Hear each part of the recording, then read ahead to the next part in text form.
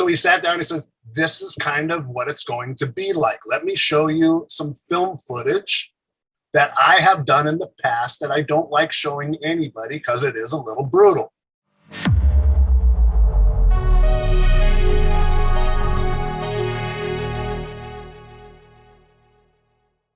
Hey guys, in today's video, this is part of the whole Destroy or Defend Frank Dux series. This one is obviously in defense of Frank Dux. With me, my guest is Sky Benson, an early student of Dux, and he's going to tell us about and describe the Kumite footage that he actually seen back in the 80s that nobody seems to believe ever existed. And he's also going to explain some concepts behind the Dim Mak and other things related to Frank Dux. So like I said, my intention for day one was basically to find and get both sides. And finally, we got a great defense on Frank Dux and some of his controversial history and claims. It's a very interesting video, and if you like this kind of content, please help support the channel by hitting the like button, subscribing, and sharing the video. Hey, real quick, Sky, so if you started at 15 years old, basically as a white belt in the system, how long until you got like the equivalent of a black belt in that system? I went from a white belt, I went to yellow belt, orange belt, green belt, and approximately around my green belt in Dux Ryu, I had what it would take basically in a black belt in another system as far as the, how should I say it, understanding what it meant to go full contact if you need to. So that was about my green belt. Well, green belt, there was a guy by the name of Satch Williams. Rest is always not around anymore. Oh, that's Jeff Langton's ex-roommate, good buddy that he fought at the beginning of Lionheart in the parking garage. I believe so, yes. Yeah, yes. Okay, sure. That's Satch Williams. Well, Satch Williams was running Frank Dux' school at the time. And he had a falling out, or not a falling out, something to do with some money. He needed to make more money or something like that, and he wasn't doing as much as he could. So anyway, he left the school. When Satch left the school, Frank Dux put me in charge of the school and advanced me to a black belt to be able to run a school, to start teaching programs, and to start, selling monthly memberships and, getting, students coming in and teaching classes. So I started teaching for him at about that time. Soon after that, probably about 2 months after, so between Satch, me, then it was Zane Frazier. So Zane Frazier came in and started teaching for Frank Dux at that point. So I was right in the middle of that scenario. What year was that roughly?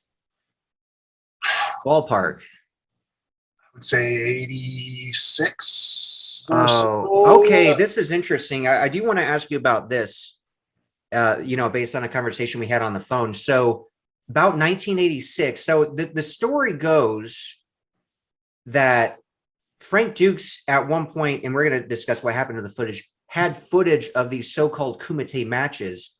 And then people will ask, well, I never seen him. But the story is he actually showed his students who achieved black belt status this fight footage. So when you say you were, black belt level-ish, 86, didn't you tell me, and can you describe like the footage that he actually showed you back in like 1986? Yeah, so there was two of us. I don't even remember the other guy's name. It's so long ago. I just don't remember. But there was two of us. We were brought back into the office. We were sat down, talking about going in and fighting at other schools and doing some tournaments and stuff. And we were always like, but how is it? What are the Kumites like? What are these fights like? These underground style, bare knuckle kind of fights. 'Cause we, in classes, it's not like in a garage somewhere and there's concrete on the floor. There's mats and soft floors. So, but when you start thinking about, oh no, I'm going to be in the dirt or I'm going to be on the concrete and I'm going to be, just knuckling it out with somebody, it was kind of scary to a point. So he sat down and he says, this is kind of what it's going to be like. Let me show you some film footage that I have done in the past that I don't like showing anybody because it is a little brutal. So we said, okay, back then it was VCRs. right? So he puts in this VCR tape into the, VCR. He had a TV in the VCR, and he put it in, and he attempts to show us some footage. It was like old home kind of movie footage. It wasn't like, digital quality or anything like that. It was like home movie kind of footage. And there was one scene where it was like a parking lot. There was another scene where he was in like this dirt, like a old baseball field or something like that, kind of seemed like. So it was a dirt. But they were scrapping, there was blood. I mean, I won't lie. I mean, it wasn't pretty. And was there like a crowd though? There was probably 5 or 6 guys standing around, as far as what I remember on the not video. not like Bloodsport where you have like the audience. No, that's a movie. I'm just trying to see how close it could have been, right? Because obviously we all conjure up the image from the movie, right? So I'm just trying to figure out how close it would have been. Obviously that's dramatized. Yeah, it wasn't nothing like the movie. I mean, it was just a couple of guys scrapping on the street, and it wasn't pretty. It was. But real quick, Sky, did he give you any context behind the footage? Did he say, "I was in this fight because X. I was in this fight because of this reason"? No, as far as I know, as far as what I could remember, I should say, is more like, hey, let me show you a couple things. This is kind of what you're going to be dealing with if you want to go into the underground fights and you want to get into this type of arena. These are the things that you're going to have to be dealing with. Let me show you, kind of a thing. Did you express interest though in wanting to maybe participate? Well, yeah, that's what the whole thing was. It was me, because we were scrapping in school, and he would pick out a couple guys here and there and go, okay, you and you go for it. Let me see what you got. And this wasn't, we wouldn't have bludgeoned each other in class or nothing like that. We would have, gloves and feet pads and face masks and no mouthpieces or nothing, but we'd battle it out and we'd hit each other. Class was always about battle testing things. Dux would send his guys out to learn other systems and other things and come back to the class and say, hey, take what you learned that thought was good and let's do it in class. And we'd work it out in class and at full speed and full, people, we'd get rocked. There'd be guys with bloody noses and cracked eyes and busted mouth and stuff like that almost every day in class. Okay, so it's kind of like Bruce Lee philosophy, though, right? Take what's useful, discard the rest. You guys, students, bringing in new techniques and then testing it out. There were set standard techniques. It is ninjutsu for that matter, but ninjutsu in itself is it's not necessarily a complete art form. Ninjutsu, or I should say being a ninja, is just a job title. That's just like saying, I'm in the Navy, but I'm a SEAL, or I'm in the Marines, but I'm Delta Force, or whatever, the case may be. They're still part of that whole, but they're specialized. That's all a ninja was, or, was they were the guys that did all the all the special things, with the blowguns and the darts and the poisons and the infiltration into people's camps, and it was all about information gathering. It wasn't necessarily about killing necessarily, but if they were attacked, they would come in and you wouldn't see them. Ninjutsu is all about stealth. Being a ninja is all about not being seen. You won't necessarily see in ninjutsu 2 guys fighting against each other face to face.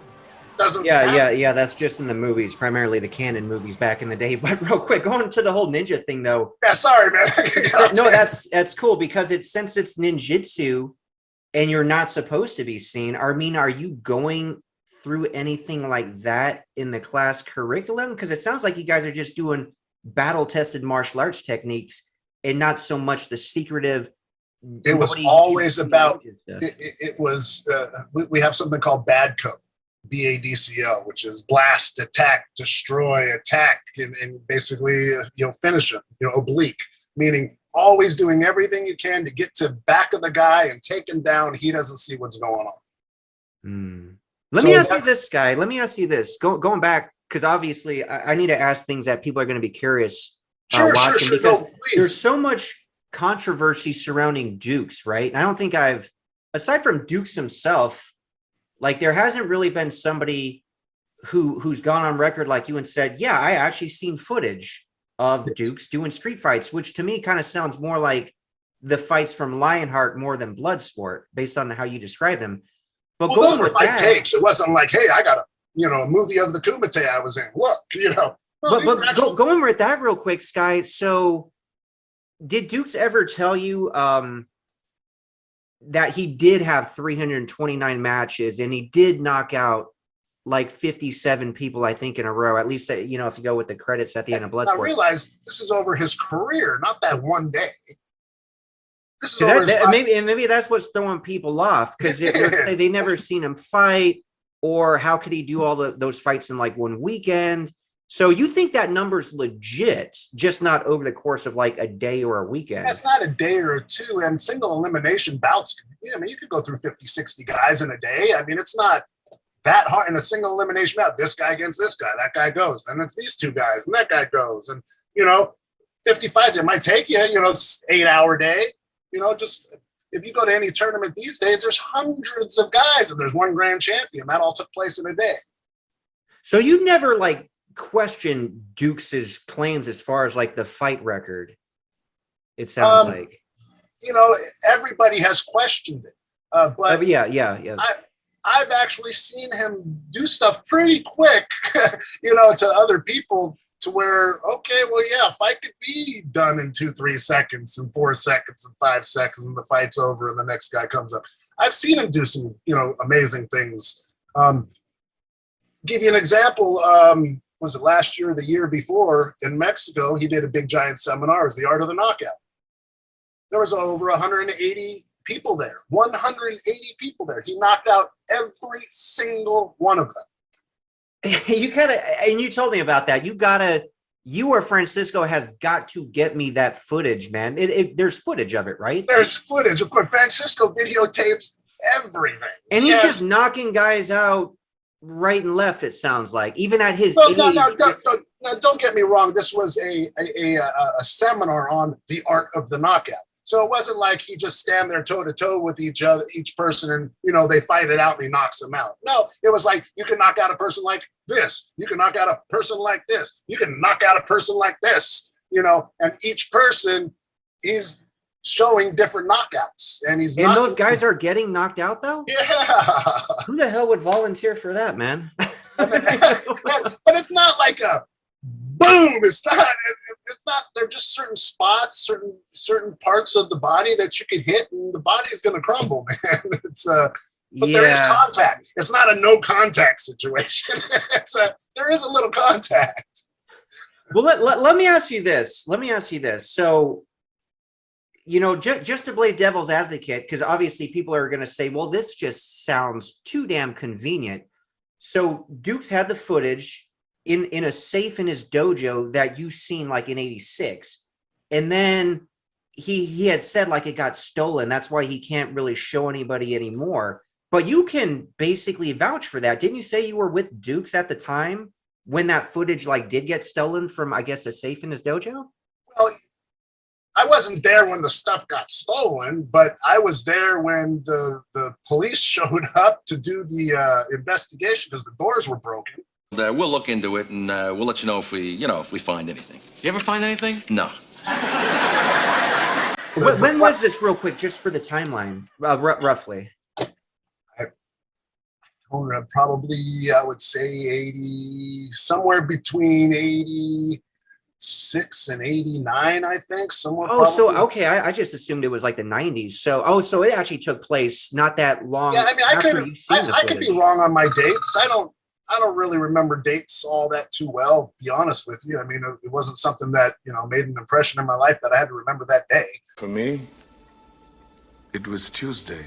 But yeah, sure. But do you know the motivation behind it, though? Wasn't this part of a conspiracy to basically discredit Dukes' claims, to make him look like he is a liar? Yeah, so there was a few things. When Dukes first started doing, his schools, there were a few other schools that were supposedly our enemies at the time. That was the Iga system, and the Bujikon was like, that was the Iga system, and we were the Koga system, and we were like, opposites, and these guys were no good, and these guys were no good, and there was always this It's like Cobra Kai in the real world, right? You got the different martial Yeah, arts man. factions, basically. And now it is what it is. You know, I don't know. I love everybody, man. So it's if you're doing martial arts, man, you're just improving yourself in your life. It's no, you know, you're better than you, and this guy's better than this guy. It's all about the individual. It's never about the art. You know, Right, it just speaks to people though. It's like that tribalism. Like I even remember when I was a kid with something as stupid as video games, you know, either like a Nintendo dude or a Sega guy. But I'm like, you know, I'm like, dude, I just like video games. I like them. Why can't I like both, you know, groups, right? Exactly. So, but anyway, there were a few guys that came in and tried to say that they were white belts and kind of infiltrate our school to see what we were doing in our school. And So they spies. kind of like that, yes. Okay. And I don't want to mention names because I do know names, but Yeah, I don't want to mention. Sure. But anyway, a few guys they had broke into the school and they stole some stuff from the school. I know they stole a couple of swords. I know they got a couple of certificates that were on the wall. Some things that Dux did. Supposedly, one of those things was the safe that he had in his back office, which was kicked in. The door was kicked in, and the safe was missing. I wasn't there. I don't know if anything was stolen, but he was really depressed. I mean, Dux was really depressed with all this stuff gone. I mean, that was supposedly, you know, the things that he kind of grew up with, you know, these things and these very important things of his are gone. I mean, just the fact that it was broken into in general, I mean, you would have to feel violated in some way, right? Yeah, I'm sure. As I said, I was a kid back then. I don't really remember, you know, a whole lot of too much, you know, being a kid. But I do remember he was really depressed and got really OCD on security at that point. I would think so. Making sure someone's always at the front door, making sure someone's at the back door, you know, questioning people when they walk into the school. And I mean, all kinds of, a lot of security things started going into place then, and everything started getting like really secretive and quiet, and we're not sharing nothing with nobody. Keep everything, you know, between us, and, you know, the loyalty stays here. It doesn't go outside of our dojo, and, you know, that kind of thing. So everything got real tight knit around that time. Yeah, it's interesting. It almost seems like you guys wouldn't even want new students to come in to the fold at that point. No, point. we always want new students to come in, but it would be paranoia though. We would really question these people when they come in. What's your motivations for coming here? Kind of a thing. You know, why do you want to study under us? Let me ask you this. So you saw the footage in '86. That would be the year that I believe they started filming Bloodsport, even though it wasn't released till like '88, right? Did Dux had mentioned anything like, hey, by the way, you know, they're making a movie kind of based on this footage and based on my background? Did he mention that at that time? Or when did, obviously you had to talk about Bloodsport, the production at some point with you. Okay, so when I was in 81, like I said, I went in, I was there for about 6 months, and then I had to leave because my mom couldn't bring me to classes anymore. So I was gone for about 2 years. Okay. So I didn't actually come back into the classes until approximately 85, 86-ish. So I was gone. Oh, so you would have been gone for more. Okay, so you trained for a couple of years, then you were gone for 2 years, and then it would have been about 85, 86 when you returned. Yeah, maybe it was 84. 84. Okay. 84, 85, because I graduated in 84, and I remember I was going to his classes in 84 when I was a senior in high school. Okay. So that was 84. So approximately 84-ish,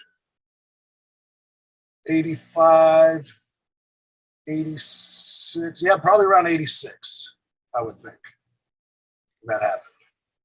Yeah. So, but do you remember when he, like, obviously he would have had why wouldn't he tell you about like some movie that they're making based on like his life? Do you remember like how that went? Well, I do remember during those times around 84-ish area, 84 to 86, he wasn't in class as much. I didn't learn a lot of my martial arts from Frank Dux. It was all of his all the black belts within his class. Like Satch Williams, for example. So I was lucky enough to be able to train with all the black belts in the system. Yeah, so it wasn't just Frank Dux teaching classes. he'd have all of his students teaching classes. Because he had more than one school anyway, right? So it's not like he could even be. Yeah, there were about, I think there were 3 schools going on at the time. There was one in North Hollywood, Coldwater and Victory. There was one in Woodland Hills. It was on Ventura Boulevard. And there was also being taught at USC, University. Interesting. So the university went on for like 20 years. I was being taught at USC. Yeah. You know, it's quite interesting because with someone as controversial as Dux and everybody questions him, it's they want to discount everything, right? Now, obviously, he did have schools. He actually still has schools in Mexico. Well, and it sounds like based on what you've seen and witnessed, his classes were actually great, especially if you were a champion at the time, and then the white belts could kick your butt. And then it sounds like he actually did have fights. So it just it paints a much more interesting picture than just, no, Dux is a fraud, everything he says is crap, which I never fell into that camp. But I'm also not in the camp, you know, like say for Francisco, for example, where, you know, for whatever reason, he may very well have very good reason to believe everything about Dux, you know? So, I mean, I don't know, man. People are on either extreme, and I've always just tried to let me hear both sides. And it's kind of cool hearing from one of his early students on some of his background actually is not BS, basically. No, man, that guy could do some stuff. I'm telling you. Just like I said, this happened again in Mexico, and there is footage of this. I was there personally witnessing this, doing a seminar with Frank Dux. There was over 300 people at this seminar. He called down 7 Gracie Jiu-Jitsu guys. Now, whether they were black belts or not, I don't know. I don't remember. They weren't dressed in their uniforms or anything. But he had requested that 10 people come down. Only 7 people came down. Okay. And he was told that they could put him in any hold, jiu-jitsu hold, and he'll show how to get out of it. He was literally put into 9 different holds, everything from a triangle choke on down, and he got out of every single one of them, and nobody could put a hold on him. You know, how long ago was this? This was a couple years ago. So he could, and those guys were obviously a lot younger than him then. Those Gracie Jiu-Jitsu guys were obviously probably a lot younger than him too. Oh yeah, yeah. I mean, they were probably in their 20s and 30s or whatever. You know, it's they were young guys. I mean, I've seen the guy do so many crazy things, from, you know, things that you would go, oh my God, this is why I'm still here. I mean, I've seen him do stuff blindfolded that I'm like, oh my God, you know, it's crazy. From perfect cuts with swords to following people around the mat and taking people down blindfolded. From, man, I've just seen so much. All the bottom brick breaking and all the Dim Mak stuff that he does. It's all real. And I've seen Has he taught you that? Because I know Francisco does that Dim Mak stuff. I do that also. It's kinetic linking is what it's called. It's a kinetic principle. You know, it's kind of like the balls. You drop that one ball and it hits that. One ball goes. If you pick up 2, then 2 will go. If you pick up 3, 3 will go. So it's all about exchanging the energy of kinetics and understanding how those kinetics work. And once you understand how the kinetic application works, then you could apply those principles onto an actual individual or a brick or a board or, you know, whatever, and to see the results. Interesting. But it is a kinetic principle. It's kinetic linking. It's not magic. It's not a, you know. Yeah, I mean, it makes sense in the world of physics. There's a scientific reason why that actually works. The energy has to blow out somewhere, right? So if you hit it and you keep it, if you keep it all compacted into one little area, it has to come out somewhere. Mm-hmm. Right? That energy has to go somewhere, so it explodes out the bottom. Yeah. But you're not putting force in it to break everything through. So you're not driving your force through. You're stopping your force right at the top and letting the kinetics move through, the energy move through to break the bottom. So you have to kind of practice it a lot to understand where that stop and the continuation of energy goes. I call it the crash number principle. How long did it take you to learn how to do that? Maybe 6 months, 7 months. Okay. You know, it doesn't take a long time. It just takes a little dedication and, you know, trial and error and working until you understand the concept behind it. You know, once you understand the concept behind it, it's duplicatable.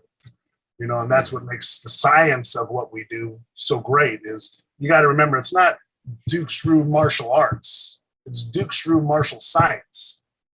Sure. Yeah. Martial science. We got that from back in Bloodsport. Right. So I think that's where I first heard that science. term. Martial science provide a way of training, brings mind, body, spirit together.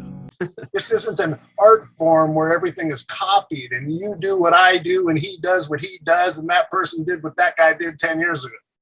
No, there's always constantly evolving, new things constantly coming in, everything from, you know, when it was kickboxing, we incorporated kickboxing. Krav Maga, we incorporated Krav Maga. Military tactics, we incorporate military tactics. I mean, we just take from everything and everybody and make us as strong as possible as far as a fighter, as far as a person, being able to handle things. You taught me using any technique that works, never to limit myself to one style, to keep an open mind.